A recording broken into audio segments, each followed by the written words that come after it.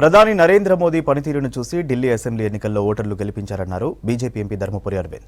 Modi good governance కు దక్కిన ఫలితం ఇదన్నారు. 27 ఏళ్ల తర్వాత ఢిల్లీలో అధికారంలోకి రావడం సంతోషంగా ఉందని తెలిపారు.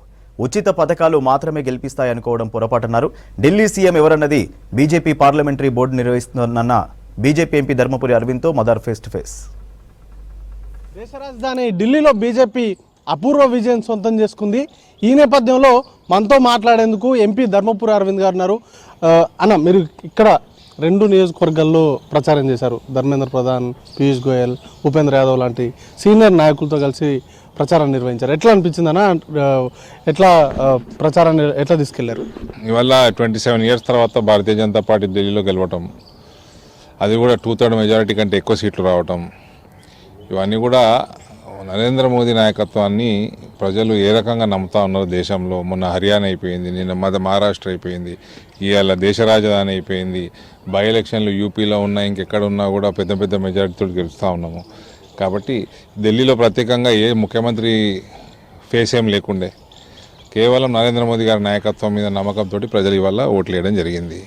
పెద్ద పెద్ద సమస్యలు ఢిల్లీలో ఏది కూడా ఆమ్ ఆద్మీ పార్టీ వాళ్ళు 10-11 సంవత్సరాల ప్రభుత్వంలో ఏది కూడా పట్టించుకునే దాఖలాలు లేవు.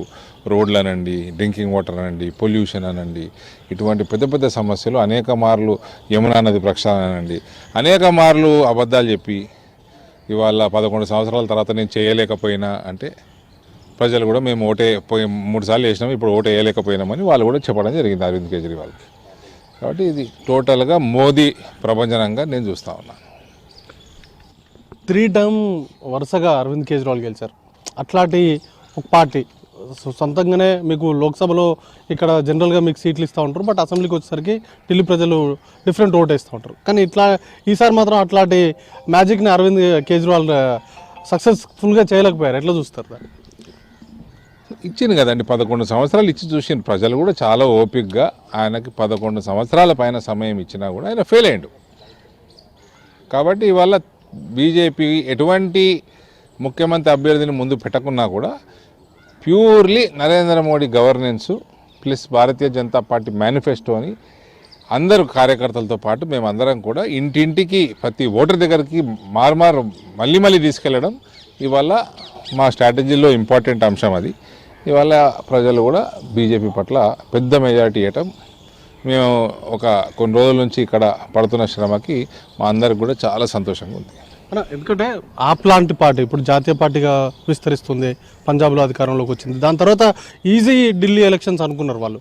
మీకేమన్నా ఫస్ట్లో ఎట్లాంటి ఛాలెంజెస్ లాగా మీరు ఏమన్నా అనుకున్నారు? 40 పైన సీట్లు వస్తాయని నాకైతే పూర్తి నమ్మకం ఉండే.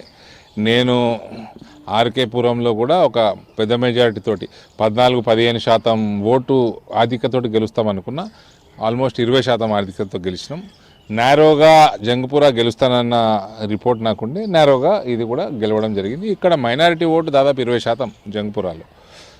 కాబట్టి ఇక్కడ మార్జిన్ నేరోగానే ఉంటుందని నేను ముందే ఊహించాను. అంటే 2 సీట్లు కూడా చాలా కీలకం, ఆర్కేపురం కానీ జంగ్పురా కానీ. జంగ్పురా అయితే ఏకంగా మనీష్ సిసోడియా పోటీ చేశాడు. ఇట్లాంటి ఛాలెంజెస్ ఉన్న కాన్స్టిట్యున్సీల్లో ఏ వ్యూహంతో మీరు ప్రజల ముందుకెళ్ళారు? ఎప్పుడు కానీ బేసిక్స్, మన మేనిఫెస్టో, ప్రధానమంత్రి కేంద్ర ప్రభుత్వం యొక్క నిర్ణయాలు, వివిధ అంశాలు, అన్ని వెల్ఫేర్ స్కీమ్స్, ఒక హౌసింగ్, దేశవ్యాప్తంగా కోట్లాది ఇళ్ళు నరేంద్ర మోడీ కడుతుంటే ఇటువంటి ఆమ్ ఆద్మీ పార్టీ ఢిల్లీలో వాళ్ళని గెలిపించిందే 3 సార్లు గెలిపించిందే జుగ్గి జోపిడి ఏరియాలు, స్లమ్స్ ఉండే పేద ప్రజలు, పూర్వాంచల్ నుంచి వచ్చిన వాళ్ళు కానీ, బీహార్ నుంచి వచ్చిన వాళ్ళు, దక్షిణ భారత్ నుంచి వచ్చిన వాళ్ళు కానీ, వాళ్ళ పేదరికంలో ఉన్నవాళ్ళు, వాళ్ళకి ఆయుష్మాన్ భారత్ పథకం పెట్టకపోతేవి, నువ్వు ఆవాస్ యోజనతో ఇల్లు వాడుకొని ఇల్లు కట్టించుకోకపోతేవి, ఇవన్నీ కూడా ప్రజల దగ్గర తీసుకెళ్ళినాం మేము. ఎంతసేపు మీరు 500, 1000, 200 యూనిట్లు చూస్తున్నారు కానీ 5 లక్షలు ఒక స్కీము, 2 లక్షల దాకా ఇంటికి ఫ్రీగా ఇస్తున్నాడు మోదీ గారు. కోట్ల ఇల్లు కట్టున్నారు. లక్షలు ఎగ్గొట్టి 100,000 ఇస్తూ ఉంటే ఇది ఫ్రీబీస్ అన్నవి బేసిక్ అడ్మినిస్ట్రేషన్ బలంగా ఉండి దానిపైన ఫ్రీబీ ఇస్తే ఏమన్నా మనకి ప్రజలు హర్షిస్తారు. కానీ అసలు మొత్తానికి గవర్నెన్సే వదిలేసి కరప్షన్లో కూరుకుపోయి ఎటువంటి పెద్ద పెద్ద స్కీమ్స్ కేంద్ర ప్రభుత్వం ఇంప్లిమెంట్ చేయకుండా మోదీ గారి పేరు వస్తుందని ఇవన్నీ కూడా ప్రజలు గమనిస్తున్నారు కదండి. ఇవాళ అందుకే తిరస్కరించడం జరిగింది. మళ్ళీ ఈ కరప్షను, ఆయన ఈ లిక్కర్ స్కామ్లో జైలుకు వచ్చిన వాళ్ళు అందరి ఇంటికి పోయినరు.